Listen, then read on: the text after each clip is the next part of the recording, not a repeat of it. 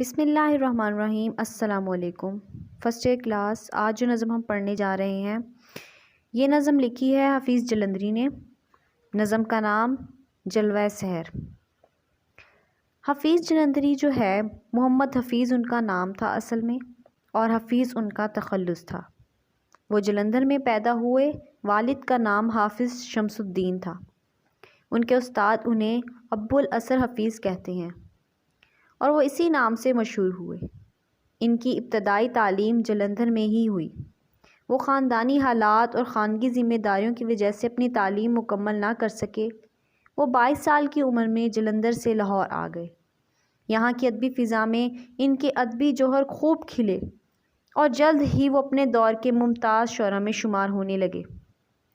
انہوں نے پاکستان کا قومی ترانہ اور اسلام کی منظوم تاریخ شاہ نامہ اسلام کے عنوان سے رقم کی۔ ان دنوں تخلیقات نے انہیں زندہ جاوید بنا دیا۔ حفیظ بنیادی طور پر گیت نگار ہیں۔ ان کے گیت جذبات اور لطافت سے بھرپور ہیں۔ وہ عام طور پر چھوٹی اور مترنم نظمیں لکھا کرتے ہیں۔ ان کی شاعری کی خصوصیت غنائیت اور شگفتگی ہے۔ ان کی شاعری میں ہندی زبان کا بے تکلفانہ استعمال ہوا ہے۔ انہوں نے نظموں میں قابل قدر تجربے بھی کیے۔ سادگی، دلکشی، موسیقیت، غزل، منظر کشی، ندرت تشبیہات، مقصدیت اور متنوع بحروں کا استعمال ان کے کلام میں نمایاں ہے۔ بند نمبر 1۔ چلا ستارہ سحر، سنا کے صبح کی خبر۔ زمیں پر نور چھا گیا، فلک پہ رنگ آ گیا۔ تمام زادگان شب چمک چمک کے سو گئے۔ شرارے آسمان شب دمک دمک کے سو گئے۔ ستارے زرد ہو چکے، چراغ سرد ہو چکے۔ وہ ٹمٹما کے رہ گئے، یہ جھل ملا کے رہ گئے۔ چلا ستارہ سحر، سنا کے صبح کی خبر۔ ستارہ سحر سے مراد صبح کا ستارہ، زادگان سے مراد شب رات کے پیدا کردہ، شرار چنگاریاں شعلے، ٹمٹمانا چراغوں کا جلنا۔ حفیظ جلندری اپنے اس بند میں صبح کی آمد کا منظر بڑے ہی خوبصورت انداز میں بیان کرتے ہوئے کہتے ہیں کہ صبح کا ستارہ یہ خبر دے کر رخصت ہو رہا ہے کہ اب سے کچھ دیر بعد صبح طلوع ہونے والی ہے۔ ستارے کی خبر بالکل سچ ثابت ہوئی۔ زمین پر ہر طرف نور ہی نور پھیل گیا، آسمان پر بھی روشنی چھا گئی۔ اب زمین و آسمان روشن ہو گئے۔ رات کے پیدا کردہ تمام ستارے چمک چمک کر سو گئے، گویا اب وہ آرام کرنے کی غرض سے چلے گئے ہیں اور عنقریب بجھنے والے ہیں۔ واقعی ایسا ہوا، چراغ ٹمٹما کر بجھ گئے سارے۔ اسی طرح ستارے بھی مدھم ہوتے گئے اور بالکل معدوم ہو گئے، ختم ہو گئے۔ صبح کا ستارہ صبح کی آمد کی اطلاع دے کر غائب ہو گیا۔ بند نمبر 2۔ یکایک ایک نور کا غبار شرق سے اٹھا، وہ رفتہ رفتہ بڑھ چلا اور آسماں پہ چھا گیا۔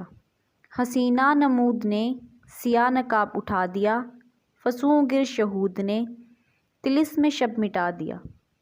یکایک ایک تازگی، یکایک ایک روشنی، نگاہ جاں میں آ گئی، حیات میں سما گئی۔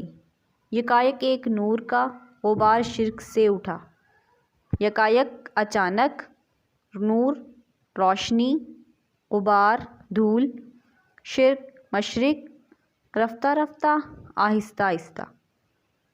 شاعر کہتا ہے کہ مشرق سے روشنی کا ایک غبار سا اچانک اٹھا جو آہستہ آہستہ بڑھتا ہی چلا گیا اور پھر تمام آسمان پر وہ چھا گیا۔ اس سے ہر طرف روشنی ہی روشنی پھیل گئی۔ جلوے کی حسین دوشیزہ نے اپنا سیاہ نقاب الٹ دیا۔ اس کے روشن اور چمکدار چہرے سے تمام عالم میں نور پھیل گیا۔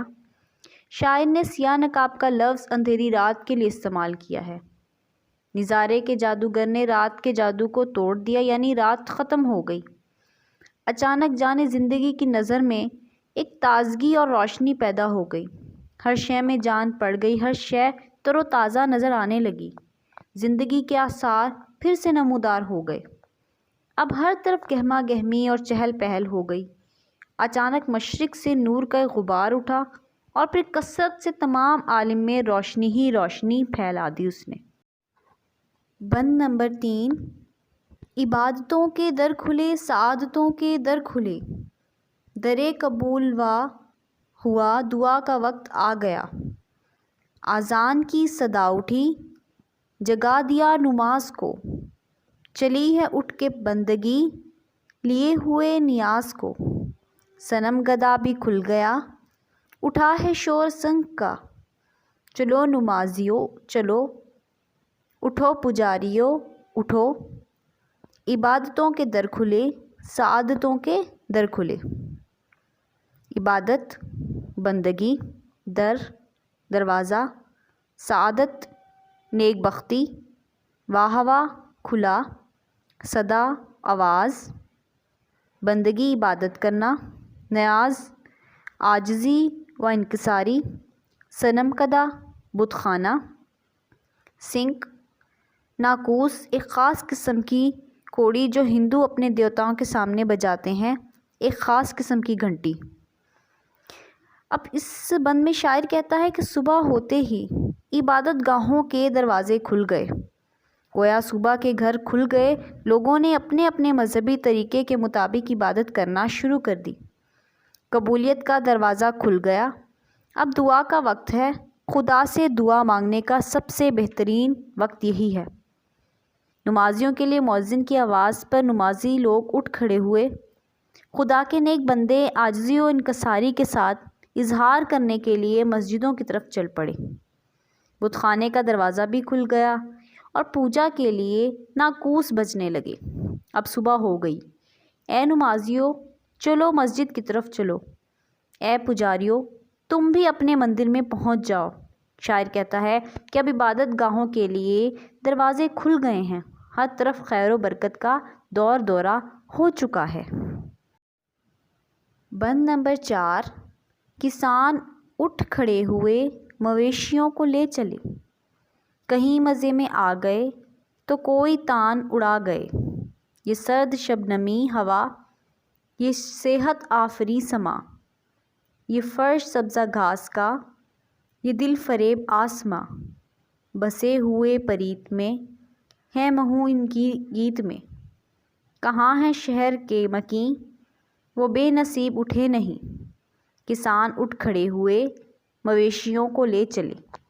مویشی پالتو جانور، تان اڑانا گیت گانا، صحت آفریں صحت کو بڑھانے والا، سما منظر، دل فریب دل کو دھوکہ دینے والا، پریت محبت، مہو مصروف مشغول، مکیں رہنے والے لوگ، بے نصیب بری قسمت والے۔ کسان بھی اب اپنے بستروں سے اٹھ کھڑے ہوئے ہیں، وہ اپنے مویشیوں کو ساتھ لے کر کھیتوں کو روانہ ہیں۔ کسان صبح سویرے ہی اٹھ کھڑے ہوتے ہیں، کھیتوں کی طرف چل پڑتے ہیں اور چلتے رستے میں خوشی کی لہر میں آ کر کسی گیت کے سر نکالنے لگتے ہیں۔ صبح کا وقت بھی بڑا سہانا سما ہوتا ہے، ٹھنڈی سرد و ہوا، صحت بخشنے والی ہوا کتنی دل فریب ہوتی ہے، یہ تو صبح اٹھ کر سیر کرنے والے ہی جان سکتے ہیں۔ کسانوں کے یہ گیت پیار اور محبت کے گیت ہوتے ہیں۔ شاعر شہر کے رہنے والوں کو دیہات میں رہنے والوں کی نسبت کم نصیب کہتے ہیں۔ وہ کہتے ہیں کہ صبح کا یہ دلکش منظر نہایت خوبصورت ہوتا ہے، اس سے صرف دیہات میں رہنے والے لوگ ہی محظوظ ہو سکتے ہیں، شہر والوں کو ایسے دل فریب مناظر سے لطف اندوز ہونا کہاں نصیب۔ دیہاتی لوگ اتنے خوش قسمت ہیں کہ انہیں مناظر فطرت سے پورا لطف اٹھانے کا موقع میسر آتا ہے، جبکہ شہری اس نعمت سے محروم رہتے ہیں۔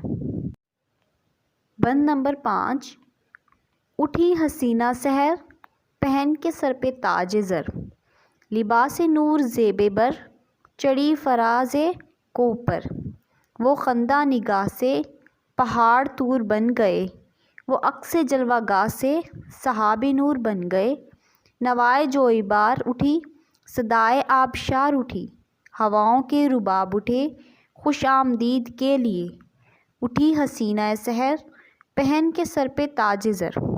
حسینہ سحر صبح کی دوشیزہ، تاج زر سونے کا تاج، لباس نور روشنی کا لباس، شاعر حفیظ جلندری اس بند میں بیان کرتے ہیں کہ صبح کی حسینہ سونے کا تاج سر پر پہن کر اٹھی، اس نے اپنے جسم پر نور کا لباس پہن رکھا ہے، وہ پہاڑ کی چوٹی پر چڑھی۔ اس حسینہ کی نگاہوں کی ہنسی سے پہاڑ طور بن گئے، مطلب یہ کہ سورج طلوع ہوا اور اس کی سنہری کرنیں نمودار ہو کر پہاڑ کی چوٹی پر پھیل گئیں۔ پہاڑ کوہ طور جیسے لگ رہا تھا۔ طور وہ پہاڑ ہے جہاں اللہ تعالیٰ نے حضرت موسیٰ علیہ السلام کو اپنا جلوہ دکھایا تھا۔ یہ روشنی اتنی تیز تھی کہ ان کی تاب نہ لا کر حضرت موسیٰ علیہ السلام بے ہوش ہو گئے اور طور جل کر سیاہ ہو گیا۔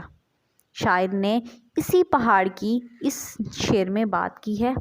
انہوں نے تشبیہ کے طور پر اسے استعمال کیا ہے کہ ہر پہاڑ طور کی طرح روشن ہو گیا۔ اس حسینہ کے جلوے سے بادل نور بن گئے، یعنی سورج کی روشنی سے بادل روشن و منور ہو گئے۔ نہر سے لہروں کی آوازیں بلند ہونے لگیں اور پہاڑ سے گرتے ہوئے پانی سے خوبصورت منظر پیدا ہوا اور ہوا اس کی آواز فضا میں رچ بس گئی۔ ایسا معلوم ہوتا ہے کہ صبح کی حسینہ کو خوش آمدید کہنے کے لیے ہواؤں کی ساز بجنا شروع ہو گئے، گویا ہوا صبح کا استقبال کر رہی ہے۔